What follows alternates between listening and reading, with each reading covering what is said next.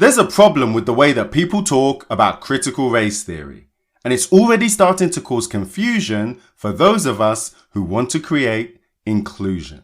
I'm Dr. Jonathan. I work with organizations to make them inclusive, and I'm on a mission to help 1 million people like you to make your workplace inclusive. Get your pen and paper ready, because we're going to be talking about critical race theory and the confusion that's coming to a conversation near you. In 2020, words like anti-racism, white privilege, they moved into the mainstream, and I've been paying attention to how these words are being used and abused. Because the way racism is being discussed by so-called experts is not always helpful. The way white privilege is being discussed by so-called experts is not always helpful. The way guilt and shaming tactics are being used by so-called experts is never helpful. And it's setting us up for false conflict based on misinformation, poor delivery, or a combination of both. And I want to share an example of some predictable outcomes that we can expect because of these so-called experts and their unhelpful narratives. Last week, Kemi Badenoch made an interesting statement in the UK Parliament. And I want you to check this video out after you listen to the show. It really demonstrates what can happen as a result of these unhelpful narratives. And there's a link in the show notes. For clarity, Kemi Badenoch is a Parliamentary Undersecretary of State, the Minister for Equalities. Her responsibilities include cross-government equality strategy and legislation. This is someone whose job it is to represent our interests in this space. What she said was interesting because it pulls together a few of the things that we've discussed recently about diversity and inclusion being political, about anti-racism and its commitments. And I really want you to understand this because personally, I want to protect you from some of the mistakes and the pitfalls that you could be facing. I want you to be prepared for some of the unnecessary arguments, and I say that again, unnecessary arguments that are coming your way. Kemi Badenoch was talking about the national school curriculum and her concerns about what was being taught in schools. In particular, she said that she was against the teaching of contested political ideas as if they're accepted fact. She was concerned by critical race theory, which she defined as an ideology that, and this is a quote, sees my blackness as victimhood and their whiteness as oppression. And she said that she wanted to be clear. And this is another quote. This government stands unequivocally against critical race theory. She said a few things that portrayed Black Lives Matter in a particularly negative light because she identified them as being political and gave what I thought were pretty ambiguous reasons for justifying that. But you can make your own mind up. It's a short video, it's less than 2 minutes, just in case I'm misrepresenting what was said. But a few things jumped out at me and I thought these were worth sharing. First, I think we should all be against the teaching of contested political ideas as if they're accepted fact. But here's the thing. You don't need a PhD to know that nearly everything that we claim to know in life was once a contested idea.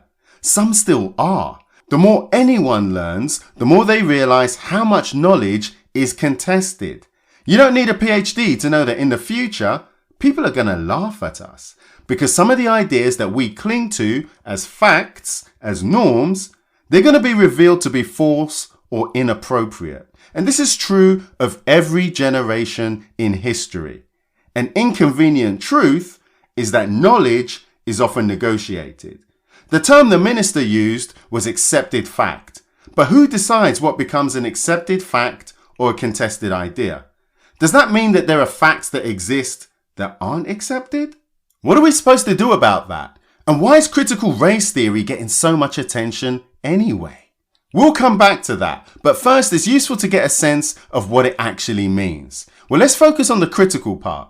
In my mind, critical theory is about critiquing society and critiquing power, revealing power structures and challenging power structures. It's interdisciplinary. So critical theorists, they talk about history, philosophy, culture, and lots more. Critical theory, by its nature, challenges the status quo. So anyone who's truly challenging the status quo would, dare I say it, have an ally in anyone using critical theory. A critical theorist is like the person who brings up inconvenient things that you didn't know about, or inconvenient things that people don't want to talk about. By the way, because critical theory reveals power structures and challenges power structures, it lends itself to being political. So what's critical race theory? Well, critical race theorists seek to understand, reveal, challenge power structures, but they do so using race as a lens. So a couple of things you'll notice when you come across a critical race theorist. They're always going to be talking about race, and very quickly they explore the relationships between race and power. They too have a tendency to discuss things in a way that you never thought of, and once again, this lends itself to being political.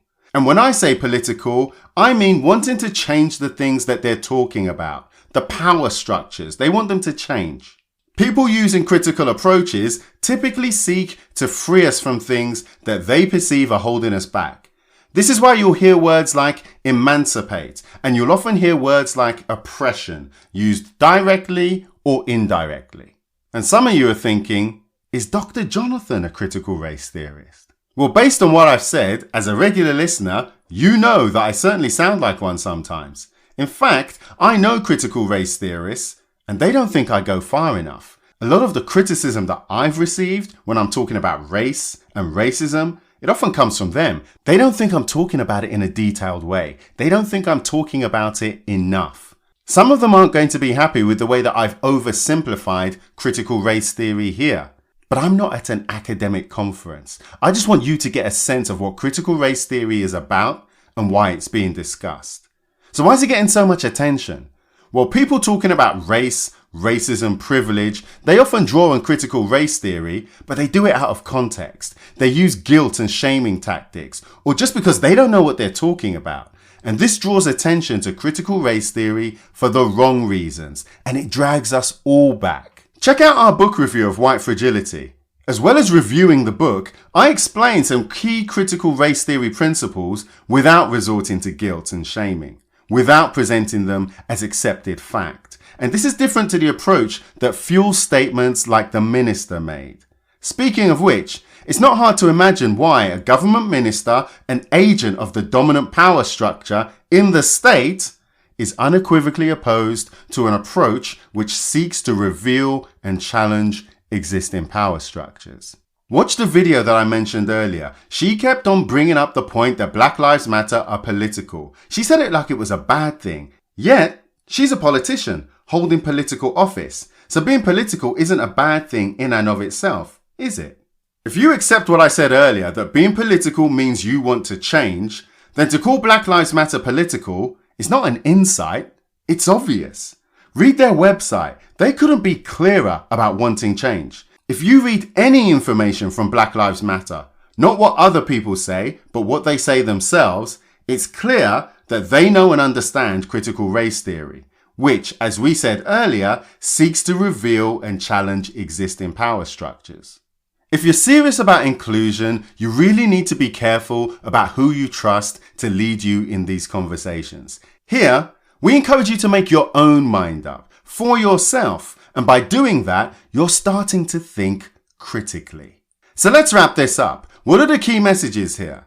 1. Critical theorists reveal and challenge power structures. 2. Critical race theorists reveal and challenge power structures through the lens of race. And 3. Critical race theorists challenge the status quo. So what do you think? Does this match up with your idea of critical race theory? Get in touch or leave a message. I would love to hear from you. If you've learned something from today's show, then give us a review on iTunes. It helps other people like you to find the show.